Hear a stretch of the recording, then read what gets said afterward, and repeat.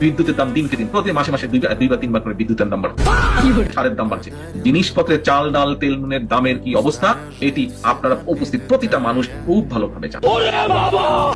এখন ভাই এই যদি অবস্থা হয়, এইভাবে কি দেশ চলতে পারে? দেশের মানুষ চলতে পারে এইভাবে? কি এখন তো বড় বড় কথাই বলছেন, গ্যাস বিদ্যুৎ বিল বাড়তি, হ্যাঁ, তারপর বিদ্যুতের লোড শেডিং, তখন তো বড় বড় বিদেশে গিয়ে বড় বড় কথা বলছেন।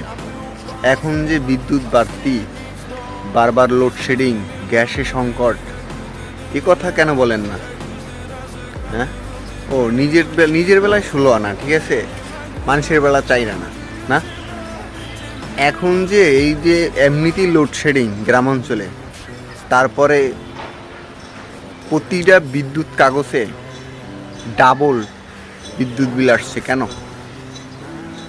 হ্যাঁ, এখন কিছু বলেন না, এখন বলেন যে ওটা হয়ে যায়। তারা তো বলতে তখন ইউক্রেন রাশিয়ার দোষ, আপনারা কার দোষ দিবেন? এখন দোষ খুঁজে পান না।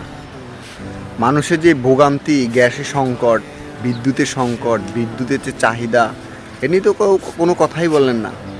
কথা বললে তো শুধু এড়াই যান।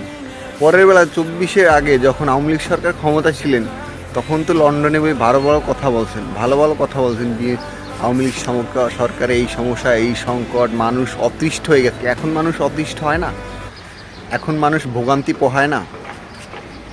হ্যাঁ, একবার মধ্যবিত্ত একটা ফ্যামিলিতে বা নিম্ন মধ্যবিত্ত ফ্যামিলিতে দেখেন, একবার ঘুরে আসে, দেখেন তারা কি অবস্থা আছে, কষ্টে আছে, কিছু কাউকে বলতে পারে না। সো মানুষের বেলা বড় বড় কথাই বলতে পারেন, নিজের যে এখন এই সংকট, সব কিছুতে সংকট, তরি তরকারি থেকে শুরু করে নিত্য প্রয়োজনীয় জিনিসপত্রের সব কিছুর ঊর্ধ্বমুখী দাম, কই কুমার তো কোন রডাও না, খালি বাড়ে। আজকে এই মালটার দাম দেখি 10 টাকা, কালকে 15 টাকা, কই তখন এটা নিয়ে তো কোনো ইয়েই করেন না।